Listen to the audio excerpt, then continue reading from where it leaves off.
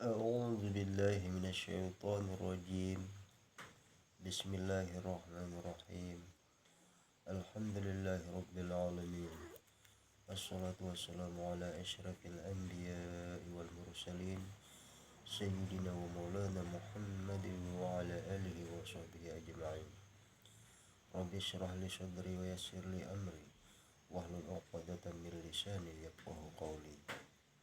إلهي أزهر على ظهري قلبي سلطان لا إله إلا الله، وحقق باطني بحاطة لا إله إلا الله، واحفظني اللهم في مراتبي وجودك بشهودك حتى لا أشهد غير أفعالك وصفاتك بنور وجهك الحق لا إله إلا الله.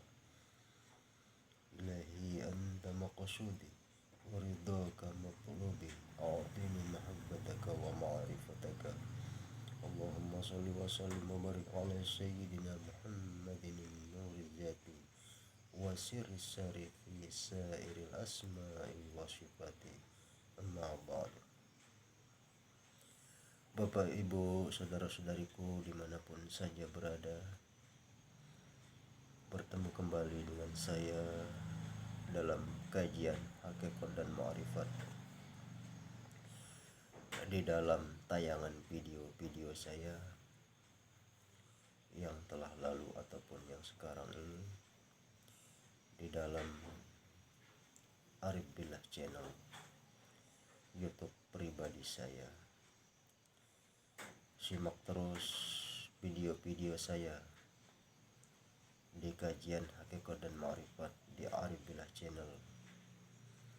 Jangan sampai tertinggal dari awal kajian sampai seterusnya, agar supaya Bapak Ibu saudara-saudariku dapat memahami, bisa mengerti apa yang saya sampaikan dalam kajian Hakikat dan Ma'rifat.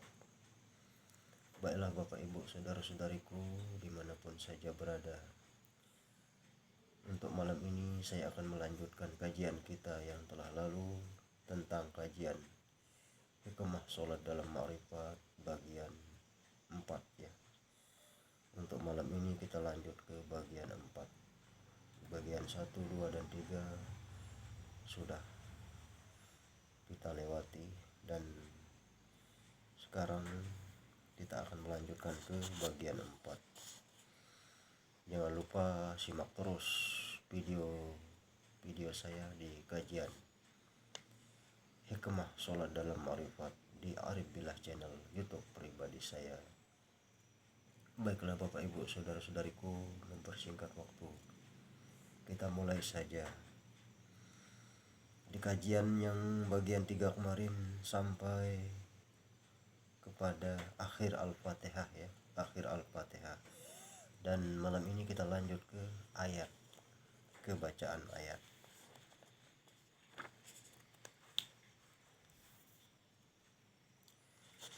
Setelah Al-Fatihah kita lanjut ke ayat. Ayatnya kebetulan ini adalah surah Al-Ma'un ya.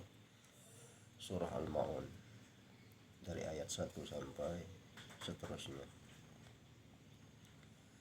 Lidah meneruskan membaca ayat. A'udzubillahi minasyaitonirrajim.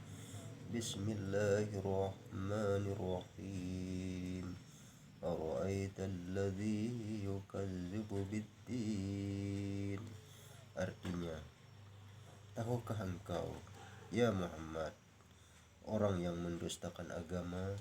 Jawab, agama adalah pengenalan, sedangkan hamba sudah mengenal.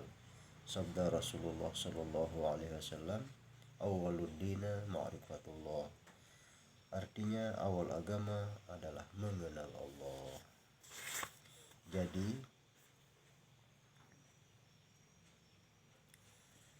Jadi siapa jua pun apabila tidak mengenal berarti sama dengan tidak beragama dalam pandangan hakikat atau mendustakan agama.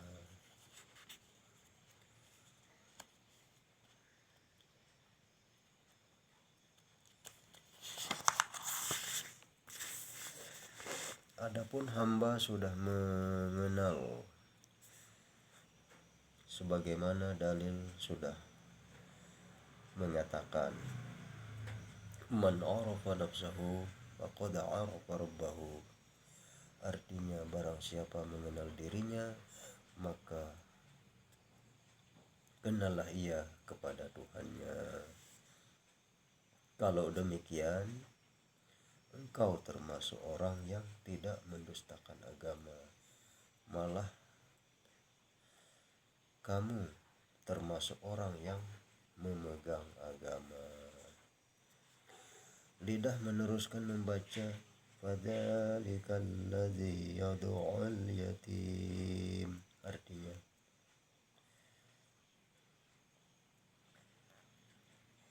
itulah orang-orang yang menghardik anak yatim.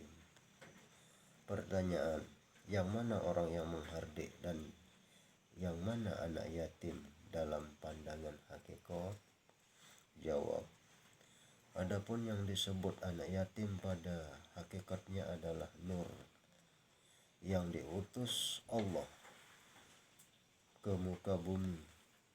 Sebab itu nur tidak ada ibu bapaknya. Sabda Rasulullah SAW, ana min nurillah wal alami min nuri. Artinya, aku dari nur Allah dan semesta sekalian alam adalah dari nurku. Kalau nur diperinci, itulah roh. Jadi barang siapa tidak mengenal hakikat dirinya, maka dia termasuk menghardik anak yatim pada hakikatnya. Sedangkan hamba sudah mengenal hakikat diri, min nuri Muhammad, atau daripada nur Muhammad. Berarti hamba tidak menghardik dan malah hamba mengamal wujud nur, sehingga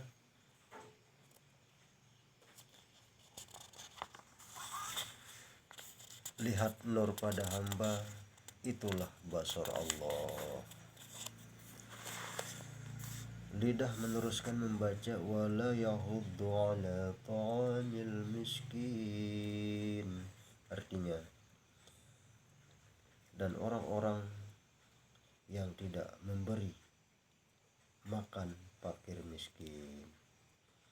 Pertanyaan, manakah orang yang tidak memberi makan fakir miskin pada hakikatnya? Jawab, adapun fakir miskin pada hakikatnya itulah nur yang diutus Allah pada jasad manusia.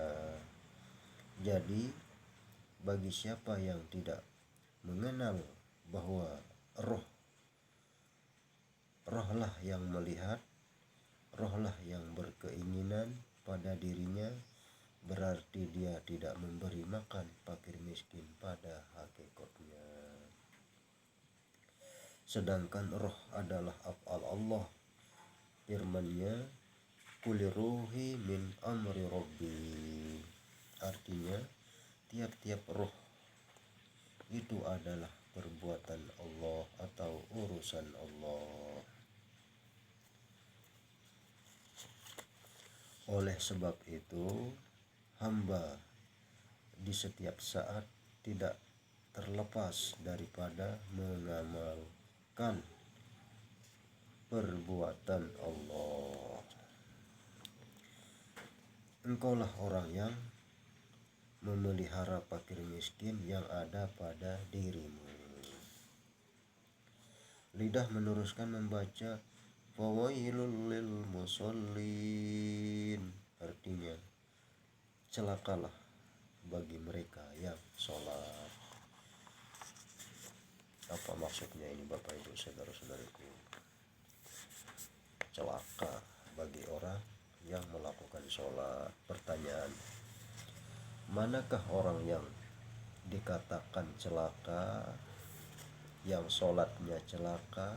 Jawab, as-sholatu li zikri. Artinya, sholat itu buat mengingat aku. Maka dari itu barang siapa jua pun apabila tidak mengenali siapa yang disembah dan siapa hakikat yang menyembah, maka ia termasuk sia-sia sholatnya menurut pandangan hakikat, bukan pandangan syariat. Disebabkan terserikati hak Allah dalam melakukan amal. Sedangkan Allah ada berfirman dalam surah Al-An'am yang artinya apabila mereka masih mempersekutukan Allah dengan sesuatu, maka percumalah perbuatan amal mereka.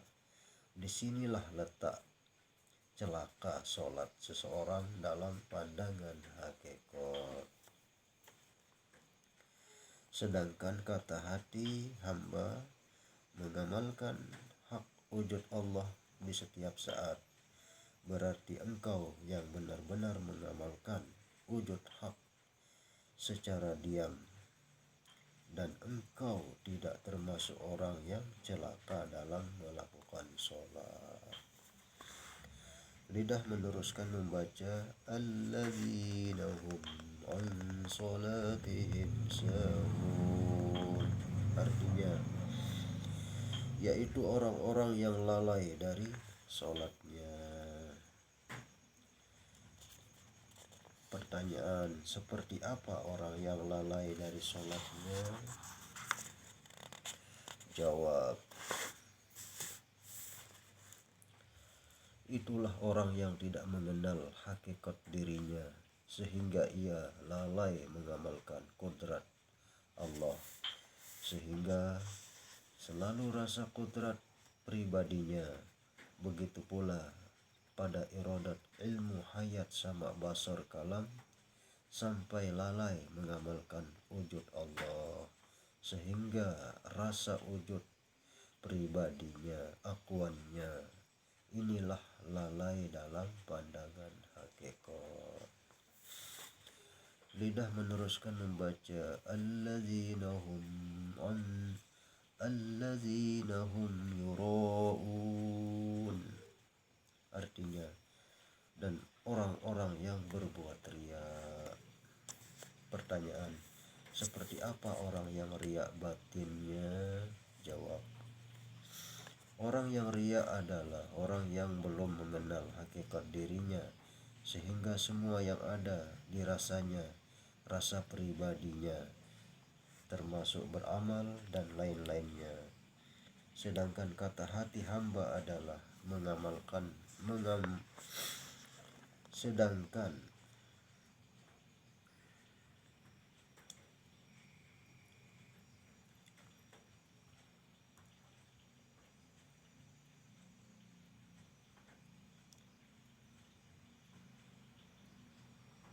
sedangkan kata hati hamba adalah mengenal, bahwa mengenal itu engkau yang melihat pada akuku, dan engkau itu ada pada diri hamba. Kalau begitu engkau bukan yang riya, malah engkau yang tawadhu atau rendah hati. Maksudnya Bapak Ibu saudara-saudariku, kalau orang yang sudah mengenal diri, kalau orang yang sudah tahu hakikat dirinya, berarti apapun amalannya, perbuatannya, amal ibadahnya, bukan dirinya lagi yang merasa beramal beribadah ya. Dari situlah dia itu menjadi orang yang tawadhu, karena tidak diakuinya segala amal perbuatan itu semata-mata perbuatan Allah. Jadi tidak ada dasarnya seorang makhluk itu untuk riya, karena hakikat makhluk itu tidak punya apa-apa. Jadi kalau sudah kita kenal yang sebenar-benarnya yang berkelakuan, yang mempunyai perbuatan, disitulah kita akan merasa tawadhu. Kita ini hanya semata-mata kenyataan mazhar wujud Allah, zat sifat asma dan af'alnya Allah semata-mata. Jadi disitulah kita akan merasakan rasa tawadhu, rasa rendah hati, rendah diri, tidak merasa angkuh dan sombong. Disitulah kita terhindar dari sifat ria. Kalau kita tidak tahu, kalau kita sudah mengerti hakikat yang melakukan amal. Baik Bapak Ibu saudara-saudariku, kita lanjut ke ayat berikutnya. Lidah meneruskan membaca wa yamna'unal ma'un. Artinya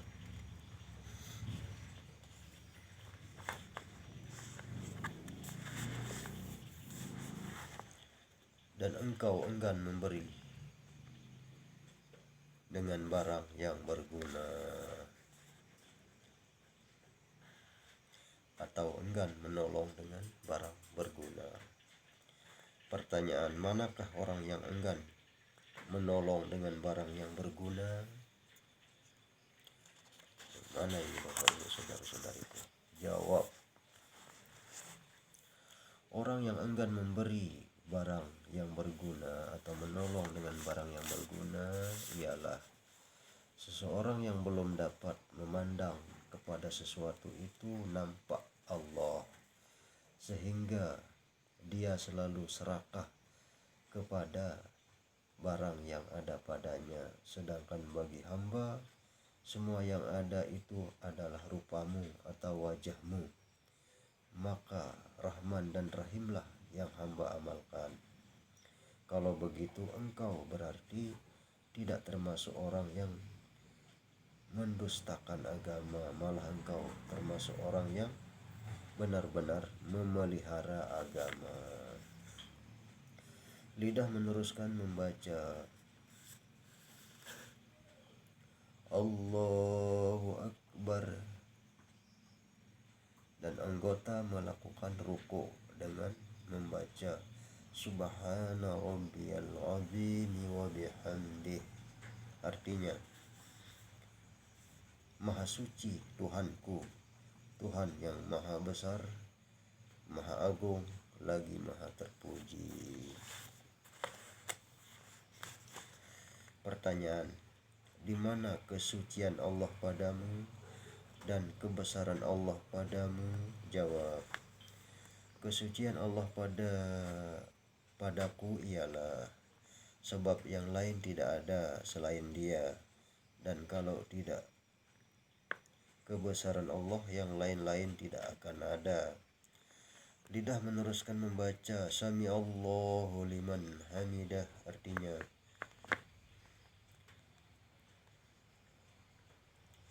dan Allah mendengar orang yang memujinya.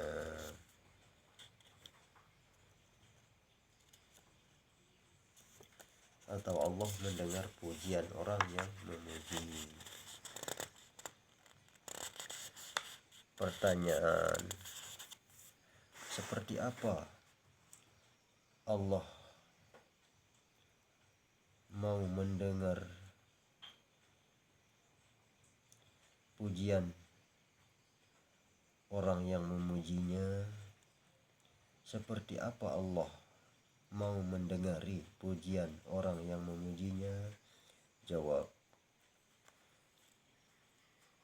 perkataan orang yang sudah kenal itulah yang didengar oleh Allah, sebab dia mengamalkan puji Allah sendiri.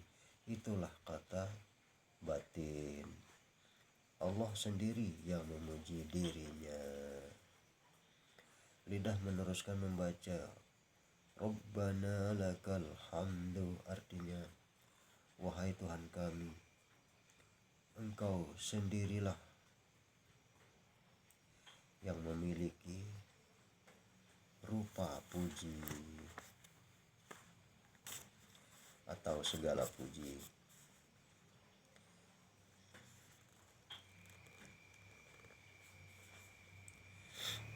Jadi sudah jelas Allah sendiri ingin memuji dirinya.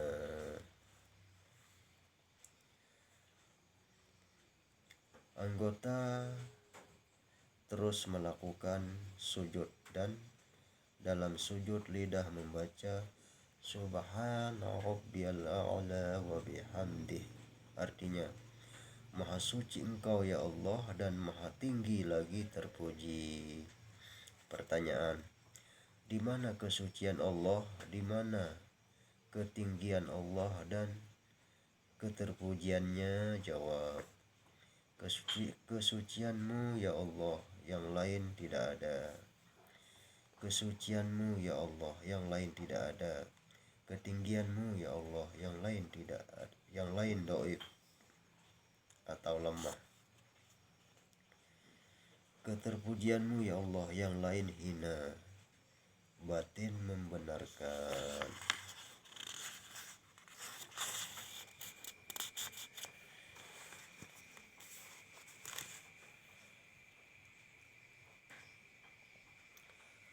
Lalu anggota terus melakukan duduk antara dua sujud dan lidah membaca Rabbi ghafirli warhamni wajburni warfa'ni warzuqni wahdini wa'afini wa'afu anni. Artinya, ya Allah, ampunilah aku, kasihanilah aku, dan cukupilah kekuranganku, dan tinggikanlah derajatku, dan berilah aku rezeki dan hidayah, dan sehatkanlah aku dan maafkanlah aku. Batin bertanya pada hati. Pertanyaan ya Bapak Ibu saudara-saudariku. Simak terus ya Bapak Ibu saudara-saudariku, biar paham, biar mengerti ya. Biar enak mempraktikannya nanti di rumah, di dalam sholat kita, baik sholat wajib ataupun sholat sunnah ya. Apalagi ini kita sudah menjelang mau puasa Ramadan ya. Nanti kan ada sholat sunnah tarawih, sholat sunnah witir, dan lain-lain ya Bapak Ibu saudara-saudariku. Biar sholat kita lebih mantap, lebih khusyuk, lebih sempurna ya. Kita lanjut ke pertanyaan. Batin bertanya pada hati, bagaimana engkau minta ampun, minta kasihani, minta cukupkan kekuranganmu, minta tinggalkan, minta tinggikan derajatmu, minta rezeki dan hidayah, minta sehatkan dan maafkan dengan Allah. Jawab, aku minta maaf sebab afal Allah sendiri yang aku amalkan. Sebagaimana lihatku adalah basar Allah, begitu ketujuh sifat yang lainnya. Sampai adanya aku itu adalah wujud Allah, kenyataannya lenyaplah aku, Allah lah yang ada. Gaib Allah, aku itulah kenyataannya. Kalau engkau begitu, berarti engkau jelas mendapat pengampunan dari Allah Subhanahu wa ta'ala. Firman Allah, la yas'alu amma yaf'alu wa hum yus'alun. Artinya, pekerjaanku tidak kuhitung atau tidak kutanyakan, tetapi pekerjaan rasa makhluk itu yang dihitung atau yang dipertanyakan. Itu ayatnya ya Bapak Ibu saudara-saudariku.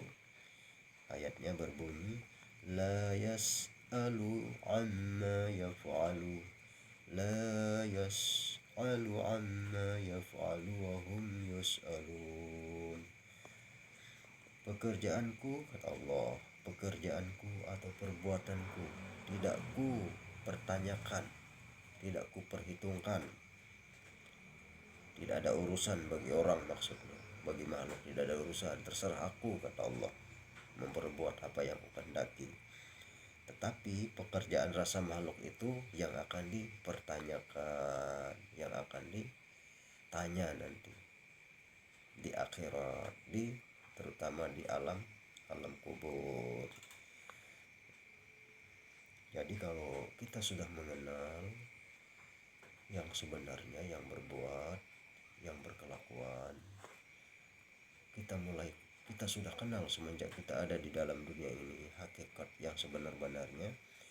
Sebenarnya tidak ada pertanyaan ya Bapak Ibu saudara-saudariku. Justru itulah kita ditekankan, kita dianjurkan supaya kita itu bisa mematikan diri kita sebelum daripada mati. Maksudnya mati manawi ya. Matikan dulu diri kita sekarang. Kita masuk ke alam kematian sekarang, masuk ke alam kubur sekarang, ketemu malaikat mungkar nakir sekarang. Biar nanti di sana tidak ada lagi. Kalau di sana yang kita alami di sana nanti bahaya Bapak Ibu saudara-saudariku ya. Bahaya. Jadi perlu kita mengetahui hakikat kematian itu dari sekarang, alam kubur hakikatnya sekarang. Jadi hakikat kematian itu harus kita paham sekarang, hakikat alam kubur harus kita tahu sekarang, hakikat mungkar nakir yang bertanya, yang memukul di alam kubur itu pun harus kita tahu hakikatnya sekarang. Nah, jadi kita itu kalau kita sudah paham itu berarti kita sudah memahami semuanya, pertanyaan dan jawaban itu. Jadi kuncinya adalah satu-satunya adalah mengenal hakikat diri kita, memahami sejatinya diri kita, memahami sejatinya Tuhan kita. Itu Bapak Ibu saudara-saudariku ya.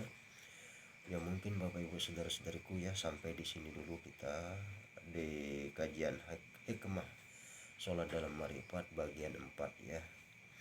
Nanti kita sambung lagi di bagian 5 ya. Ini bagian 4. Kita sampai di satu ayat atau firman Allah yang berbunyi la yus'alu amma yaf'alu wa hum yus'alun. Pekerjaanku tidak diperhitungkan atau tidak dipertanyakan, kata Allah, tetapi pekerjaan rasa makhluk itulah yang akan dipertanyakan atau diperhitungkan. Maka kalau kita merasa diri kita yang beramal, yang berbuat, siap-siap ya Bapak Ibu saudara-saudariku, itu yang akan dipertanyakan Allah nanti. Kalau merasa diri kita yang berbuat, itu yang akan dipertanyakan. Tapi kalau kita serahkan segala amal ibadah kita itu, pekerjaan kita itu, gerak-gerik kita itu, kita serahkan semata-mata Allah yang melakukan, itu tidak akan dipertanyakan. Karena di dalam Al-Quran juga Allah berfirman, wallahu khalaqakum wa ma ta'malun, dan Allah lah yang telah menciptakan kamu dan apa yang kamu lakukan. La ya wa ma ramaita iz ramaita walakin Allah rama. Ya Muhammad, bukan kamu yang melempar ketika kamu melempar, kata Allah, tetapi akulah yang melempar ketika kamu melempar. Banyak sekali ya dalil-dalil yang mengatakan bahwa segala sesuatu itu, gerak-gerik itu semata-mata Allah yang melakukannya, baik dalam hadis maupun dalam Al-Quran. Dalam satu hadis juga disebutkan la tataharraku zarratun illa biiznillah, tidak bergerak sebesar biji zarah pun zahir dan batin melainkan Allah Ta'ala semata, yang mengizinkan untuk bergerak. Jadi apapun amal ibadah kita, zahir ataupun batin, jangan pernah kita merasa diri kita yang beramal ya Bapak Ibu saudara-saudariku. Kita serahkan semata-mata Allah yang melakukannya. kita ini hanya semata-mata mazhar atau kenyataan wujudnya saja zat sifat asma dan afalnya. Baiklah Bapak Ibu saudara-saudariku, mungkin sampai di situ dulu. Nanti kita sambung lagi di kajian hikmah hakikat, di kajian hakikat hikmah sholat dalam marifat bagian 5, karena ini sudah bagian 4 ya. Kita akan sambung lagi nanti di video yang lain, di video selanjutnya di kajian hakikat hikmah sholat dalam marifat bagian 5. Mungkin itu saja Bapak Ibu saudara-saudariku, mudah-mudahan kita semua selalu dalam keadaan sehat walafiat, tak kurang suatu apapun. Baiklah, akhirul kalam, usikum wa nafsi bitaqallah, wabillahi taufiq wal hidayah. Wassalamualaikum warahmatullahi wabarakatuh.